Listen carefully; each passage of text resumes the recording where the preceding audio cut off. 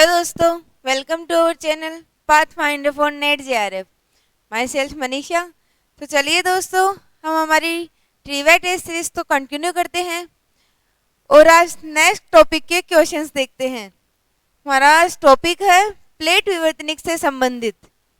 आइए दोस्तों, सबसे पहले दोस्तों आपको हैप्पी नवरात्रा।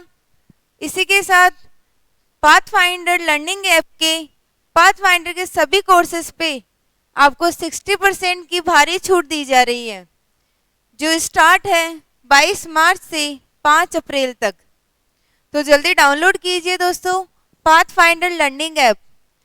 जिनका सपना रिसर्चर बनना है अर्थात जिनको पीएचडी करनी है जेआरएफ करके ज्योग्राफी सब्जेक्ट के लिए नेट जेआरएफ के कोर्सेज अवेलेबल हैं, जिनमें आपको 1 ईयर सब्सक्रिप्शन के साथ पेपर 1 प्लस पेपर 2 की लाइव एंड रिकॉर्डेड क्लासेस दी जाएगी। पेपर 1 के नोट्स पीडीएफ के रूप में होंगे और साथ में पेपर 2 के नोट्स दोस्तों A4 बुकलेट के रूप में आपको प्रोवाइड किए जाएंगे। होम डिलीवरी भी दोस्तों अवेलेबल है। इस कोर्स में आपको टेस्ट सीरीज दी जाएगी, topic wise and full test होंगे, साथ में प्रीवियस ईयर क्वेश्चंस भी विद सॉल्यूशन आपको दिए जाएंगे, जिसका शुल्क है मात्र 4100 रुपये।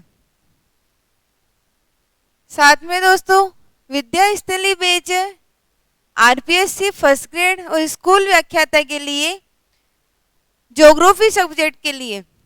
इसमें भी दोस्तों आपको 1 ईयर सब्सक्रिप्शन के साथ ज्योग्राफी की लाइव एंड रिकॉर्डेड क्लासेस दी जाएगी। ज्योग्राफी के नोट्स प्रिंटेड A4 बुकलेट में होंगे, साथ में टेस्ट सीरीज दी जाएगी और प्रीवियस ईयर क्वेश्चंस भी आपको विद सॉल्यूशन प्रोवाइड किए जाएंगे। इस बैच इस कोर्स का शुल्क आपको मात्र 3500 रुपये पे करना है। साथ में दोस्तों आचार्य बैच है अर्थात जिनको असिस्टेंट प्रोफेसर बनना है ज्योग्राफी सब्जेक्ट के लिए, जहां एमपी, यूपी और हरियाणा में अभी वैकेंसीज आई है, उनके लिए दोस्तों कोर्सेज है। इसमें आपको 1 ईयर सब्सक्रिप्शन के साथ पेपर 1 प्लस पेपर 2 की लाइव और रिकॉर्डेड क्लासेस दी जाएगी। पेपर 1 के नोट्स पीडीएफ के रूप में होंगे और पेपर 2 के नोट्स प्रिंटेड A4 बुकलेट में होंगे, साथ में टेस्ट सीरीज दी जाएगी और प्रीवियस क्वेश्चंस पे विद सॉल्यूशन दिए जाएंगे। असिस्टेंट प्रोफेसर की वैकेंसी राजस्थान में भी आएगी दोस्तों। इस भी आपको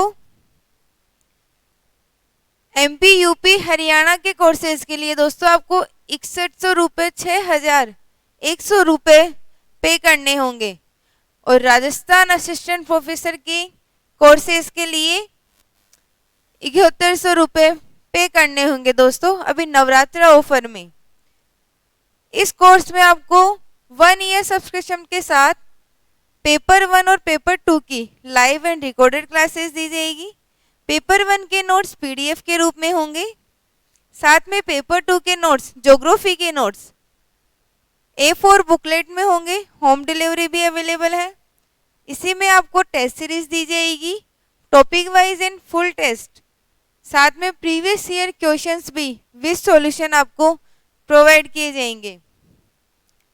सिद्धि to achieve goal test series है दोस्तों, जो NTA, UGC, NET JRF, SET, PGT, first grade, school व्याख्याता, college lecturer, lab assistant, geography subject के लिए। इसका शुल्क मात्र 299 है दोस्तों। इस टेस्ट सीरीज में आपको सिलेबस के अनुसार और टॉपिक अनुसार ट्रिविया टेस्ट सॉल्व करवाए जाएंगे।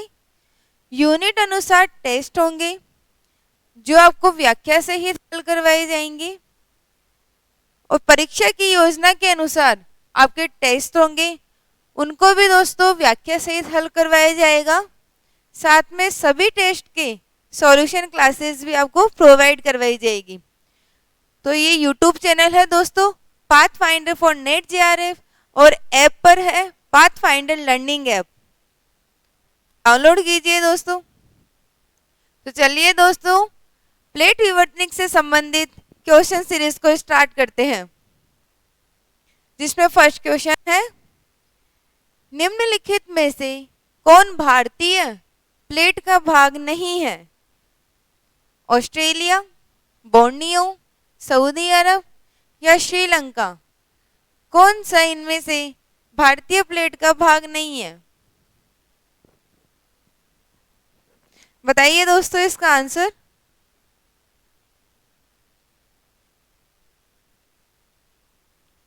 आइए देखते हैं दोस्तों, भारतीय प्लेट का भाग इनमें से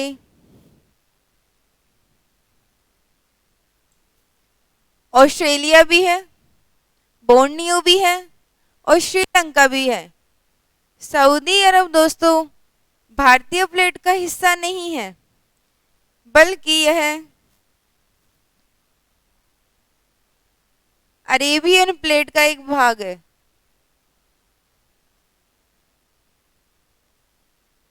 इसको दोस्तों हम इंडो ऑस्ट्रेलियन प्लेट भी कहते हैं।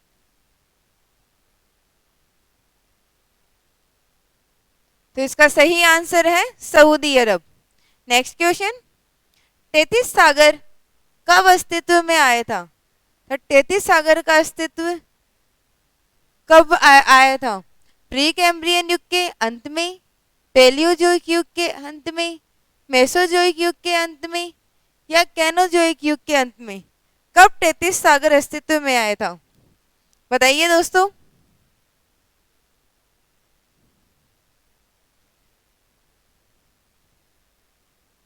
चलिए देखते हैं दोस्तों, इसका आंसर है 33 सागर पैलियोजोइक युग के अंत में अस्तित्व में आया था। नेक्स्ट क्वेश्चन, वेगनर के महाद्वीपीय विस्थापन सिद्धांत के अनुसार भूमध्य रेखा की ओर प्रवाह के लिए कौन सा बल प्रभावी रहा था?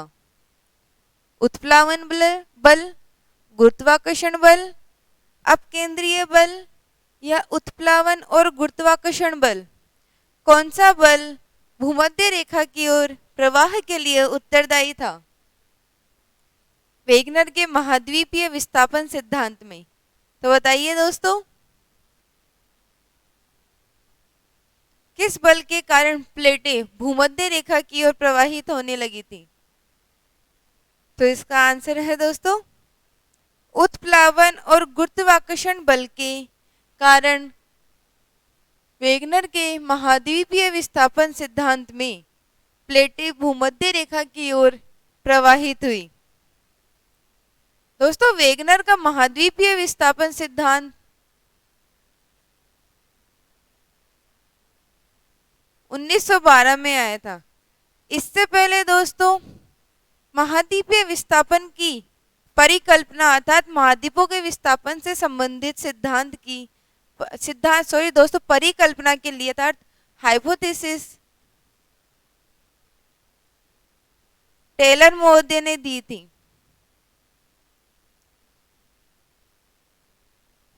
जिसका समय 1908 से 1910 माना जाता है। वेगनर ने महाद्वीपीय विस्थापन अर्थात कॉन्टिनेंटल ड्रिफ्ट थ्योरी में दो बल अर्थात दो दिशाओं में प्लेटों के प्रवाह के बारे में बताया था। पहले था भूमध्य रेखा की ओर, इसके लिए दोस्तों वेगनर ने उत्प्लावन बल और गुरुत्वाकर्षण बल को उत्तरदायी माना। दूसरा प्रवाह था पश्चिम की ओर,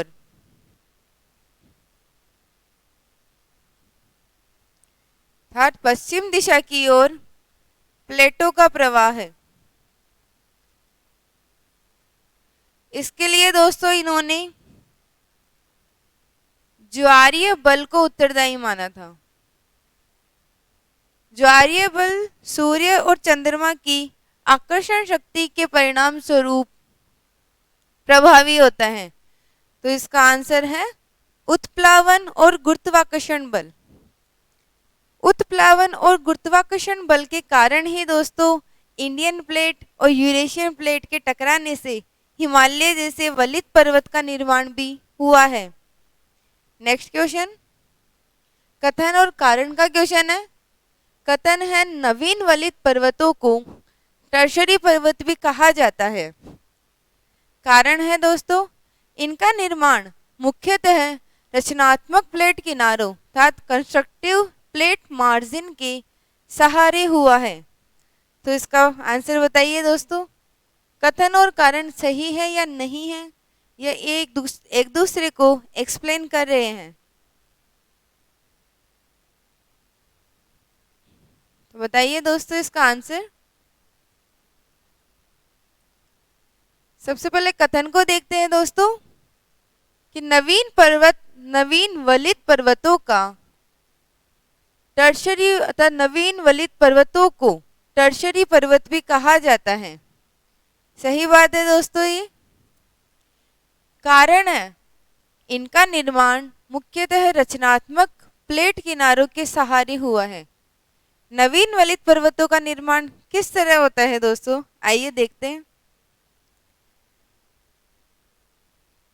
जैसे कोई दो प्लेटें हैं, हमें पता है कि प्लेट मार्जिन्स को हम 3 भागों में डिवाइड करते हैं, कंस्ट्रक्टिव अर्थात रचनात्मक,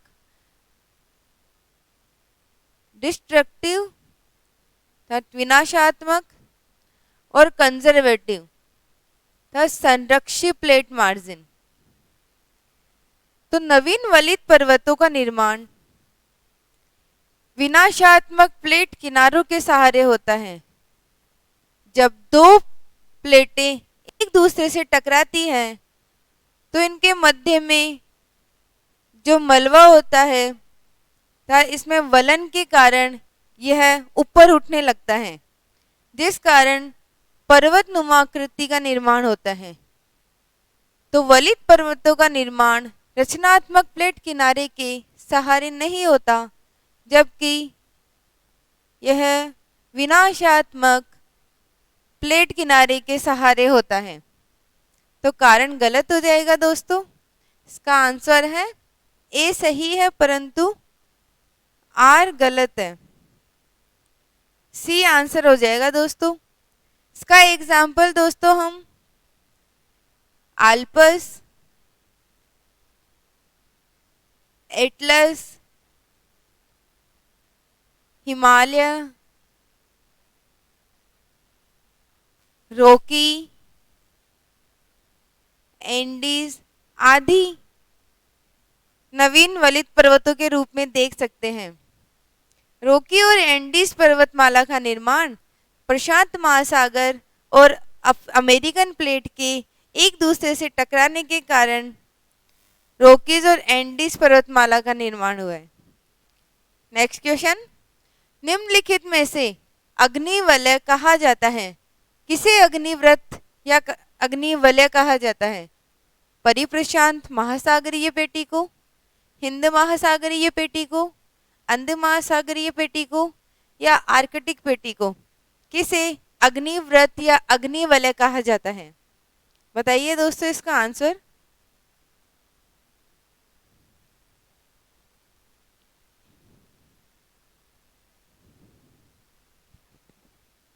आइए देखते हैं दोस्तों।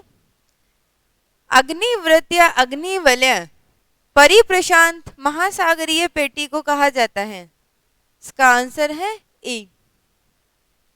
नेक्स्ट क्वेश्चन, जिग्सा फिट जैसी तटीय व्यवस्था जिन तटों के बीच पाई जाती है वह कौन सी है? स्कैंडिनेविया एवं ग्रीनलैंड के मध्य, गिनी या ब्राजील के तटों के मध्य, भारत व पश्चिमी ऑस्ट्रेलिया के तटों के मध्य, या जापान व उत्तरी चीनी तटों के मध्य। कहाँ पर जिग्सा फिट जैसी तटीय व्यवस्था पाई जाती है? बताइए दोस्तों।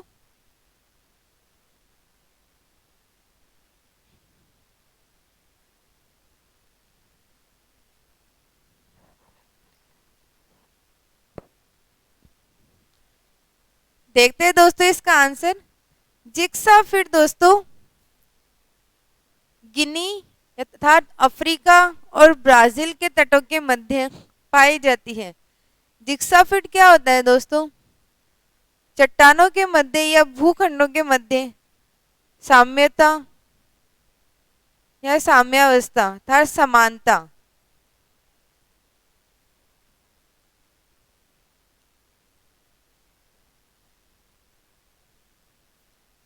इसका एग्जाम्पल दोस्तों हम अगर दक्षिणी अमेरिका के ब्राजील तट को अर्थात दक्षिणी अमेरिका के पूर्वी तट में स्थित ब्राजील और इधर अफ्रीका के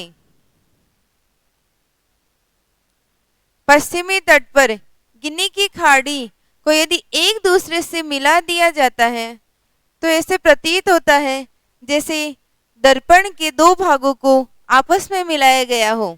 अर्थात इससे प्रतीत होता है कि काला अर्थात कुछ समय पहले अर्थात हजारों या करोड़ों वर्ष पूर्व ये दोनों स्थलखंड एक दूसरे से मिले हुए थे। इसी से हम जिग्सा फिट जैसी तटीय व्यवस्था अर्थात इसका एग्जाम्पल माना जाता है। अफ्रीका और ब्राजील तटों के मध्य जिग्सा फिट जैसी तटीय व्यवस्था पाई जाती है। नेक्स्ट क्वेश्चन, वर्तमान में महाद्वीपीय प्रवाह एवं पर्वत निर्माण आदि एक साथ समझाया जाता है। किस में अर्थात कौन से सिद्धांत में महाद्वीपीय प्रवाह के बारे में भी और पर्वत निर्माण के बारे में भी साथ में समझाया जाता है? होम्स के संवहनीय तरंग सिद्धांत में, मध्यपिंडीय भू अभिनति द्वारा, प्लेट विवर्तनिक द्वारा या तापीय चक्र सिद्धांत द्वारा? किसमें महाद्वीपीय प्रवाह और पर्वत निर्माण के बारे में साथ में समझाया जाता है? तो इसका आंसर बताइए दोस्तों।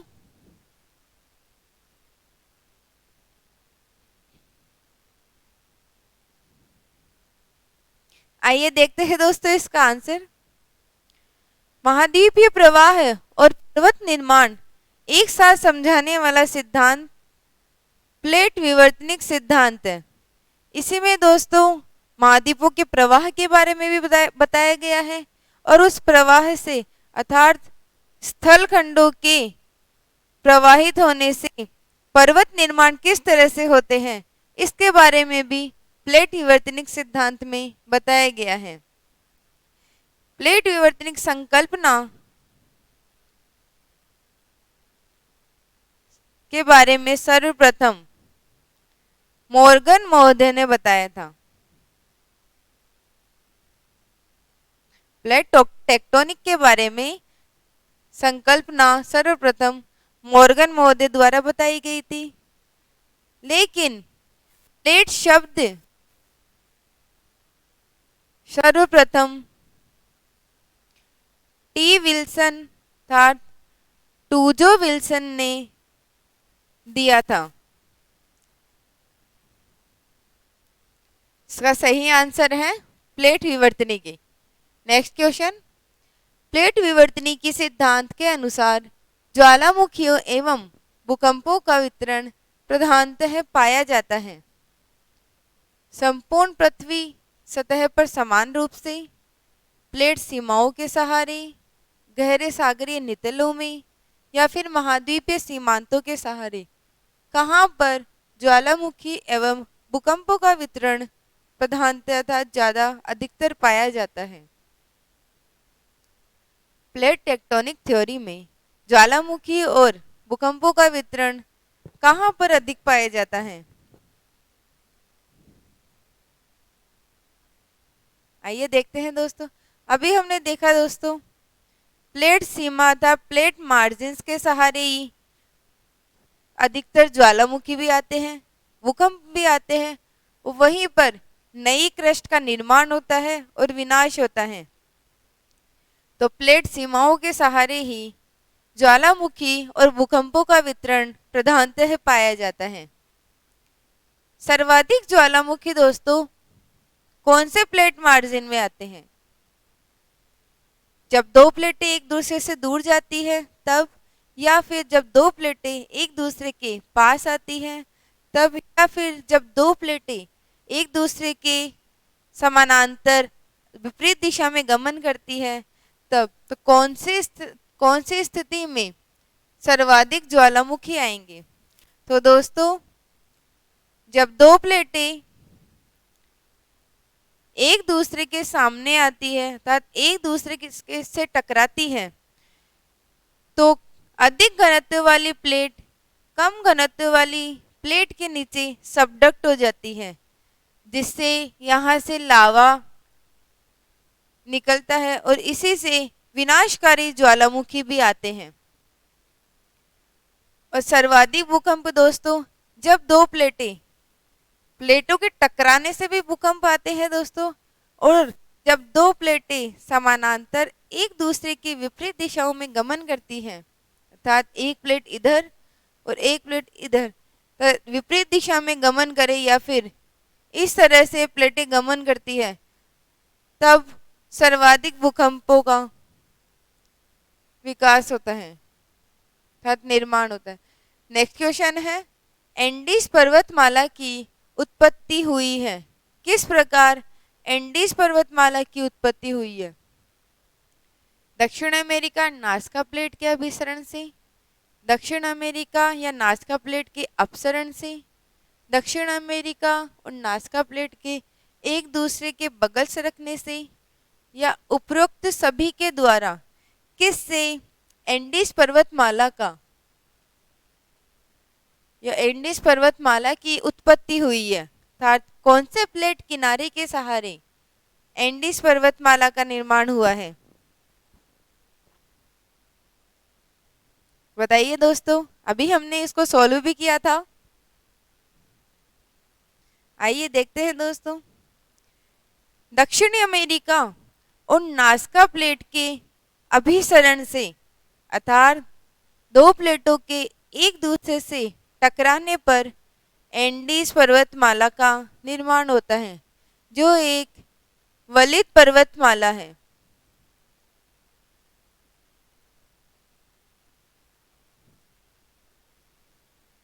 डिस्ट्रक्टिव प्लेट मार्जिन के सहारे दक्षिण अमेरिकी और नाज़का प्लेट के टकराने से एंडीज पर्वतमाला का निर्माण हुआ है। नेक्स्ट क्वेश्चन, चतुष्फलक सिद्धांत के बारे में निम्न कथनों को पढ़िए तथा नीचे दिए गए कूट से सही उत्तर की पहचान कीजिए। पहला है ज्यामितीय, अर्थात यह ज्यामितीय सिद्धांतों पर आधारित है। दूसरा है यह मोड़दार पर्वतों की उत्पत्ति की व्याख्या करता है। तीसरा है यह महाद्वीपीय विस्थापन की संकल्पना की व्याख्या करता है। या फिर यह महाद्वीपों और महासागरों के स्थायित्व में विश्वास करता है। कौन सा कथन इनमें से सही है दोस्तों? और यह चतुष्फलक सिद्धांत के बारे में सही व्याख्या कर रहा है। आंसर बताइए दोस्तों इसका।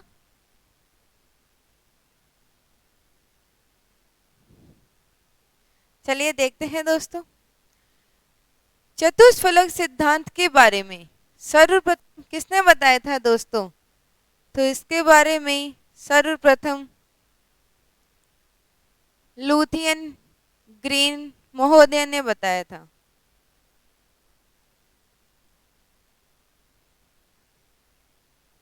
जिसमें इन्होंने बताया था कि चतुष्फलक सिद्धांत के अंतर्गत यह एक ज्यामितीय सिद्धांतों पर आधारित है। यह सही बात है दोस्तों। चतुष्फलक सिद्धांत ज्यामितीय सिद्धांतों पर भी आधारित है। यह मोड़दार पर्वतों की उत्पत्ति की व्याख्या करता है। नहीं दोस्तों, चतुष्फलक सिद्धांत मोड़दार पर्वतों की उत्पत्ति की व्याख्या नहीं करता है। यह महाद्वीपीय विस्थापन की संकल्पना की व्याख्या में सहायक है। नहीं दोस्तों, महाद्वीपीय विस्थापन की संकल्पना के बारे में टेलर महोदय ने बताया था। नेक्स्ट है यह महाद्वीपों और महासागरों के स्थायित्व में विश्वास करता है।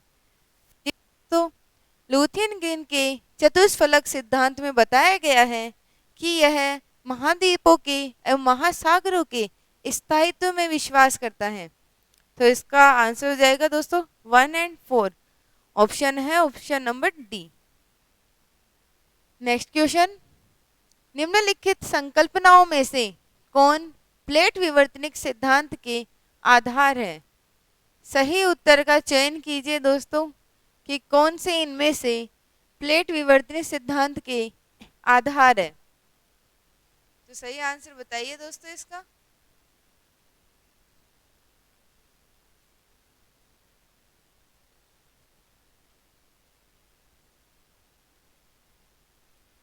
आइए देखते हैं दोस्तों, प्लेट विवर्तन सिद्धांत के आधार प्लेट विवर्तन के प्लेट टेक्टोनिक थ्योरी में महाद्वीपीय प्रवाह की बात भी की गई है, भू संतुलन, पुराचुंबकीयता, ध्रुव संचरण। तो दोस्तों इसमें प्लेट विवर्तनिक में भू संतुलन की बात नहीं की गई है दोस्तों, और ना ही ध्रुव संचरण की बात कहीं पर की गई है। इसमें महाद्वीपीय प्रवाह और पुराचुंबकीयता तथा सी फ्लोर स्प्रेडिंग तथा सागर नितल प्रसरण के बारे में भी प्लेट टेक्टोनिक में व्याख्या की गई है। तो इसका सही आंसर है दोस्तों 1 और 3, option number C. Next question, सागर तल प्रसार की परिकल्पना को सर्वप्रथम प्रस्तावित किया था? किसने सर्वप्रथम सागर तल प्रसार अर्थात सी फ्लोर स्प्रेडिंग की परिकल्पना को सर्वप्रथम प्रस्तावित किया था? सही आंसर बताइए दोस्तों। जेम्स हटन ने, हैरी हेस ने, या WM डेविस ने, या होम्स ने?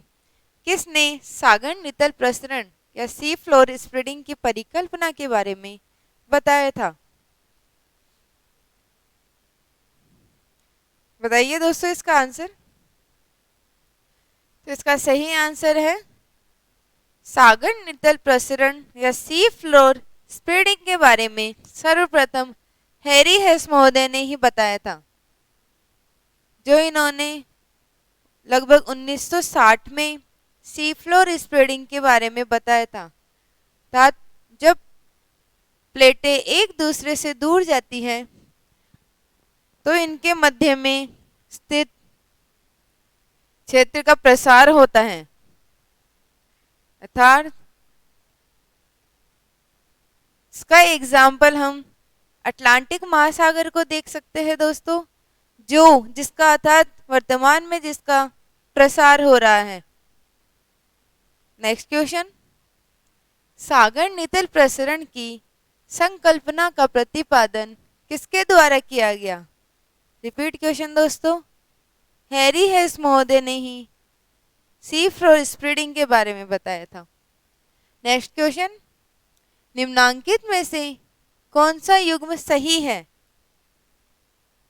जेफरीज महाद्वीपीय फिसलन सिद्धांत, जेफरीज तापीय संकुचन सिद्धांत, होम्स रेडियो एक्टिविटी सिद्धांत, या कोबर का द्वीप निर्माण? कौन सा दोस्तों इनमें सही सुमेलित है? बताइए दोस्तों।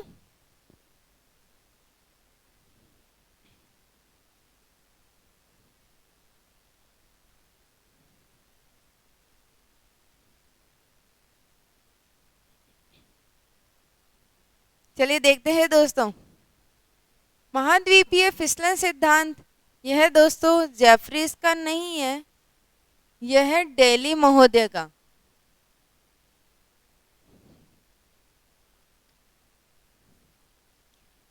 तापीय संकुचन सिद्धांत जेफरीज का है दोस्तों। रेडियो एक्टिवता सिद्धांत दोस्तों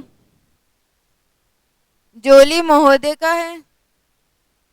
और होम्स महोदय का दोस्तों कन्वेक्शन करंट थ्योरी अर्थात समन्वय धारा सिद्धांत होम्स महोदय ने दिया था।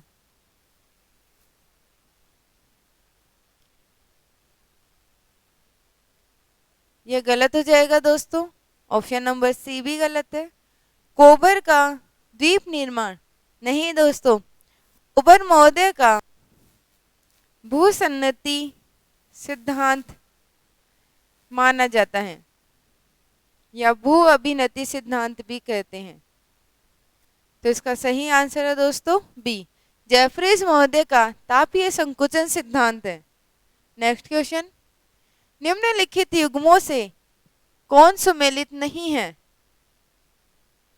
कोबर क्रेटोजन, डोली ओवर मोबाइल अर्थ, है हैरी हैस विस्थापन परिकल्पना, या विल्सन प्लेट्स। इसमें दोस्तों कौन सा सही सुमेलित नहीं है? बताइए दोस्तों इसका आंसर।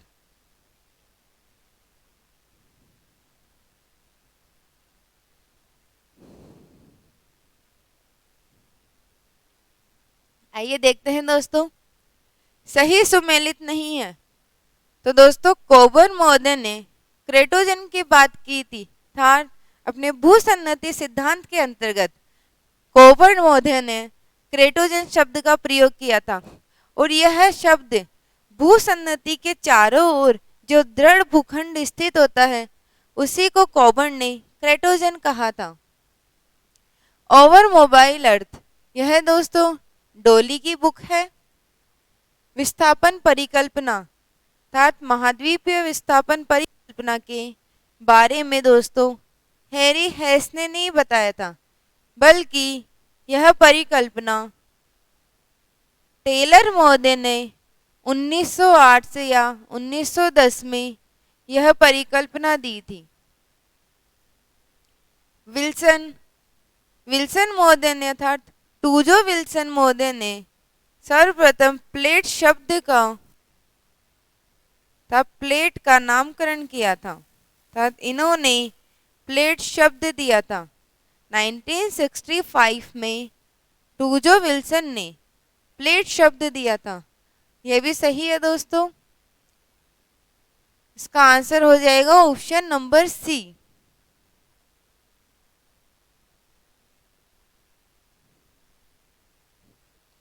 हैरी हैस ने दोस्तों प्लेट टेक्टोनिक के बारे में और सी फ्लोर स्प्रेडिंग के बारे में बताया था, ना कि विस्थापन परिकल्पना के बारे में। तो चलिए दोस्तों, आज के लिए इतने ही। मिलते हैं कल इसी टॉपिक के नेक्स्ट क्वेश्चंस के साथ नेक्स्ट सीरीज में। तब तक दोस्तों अपना ध्यान रखिए और थैंक यू दोस्तों।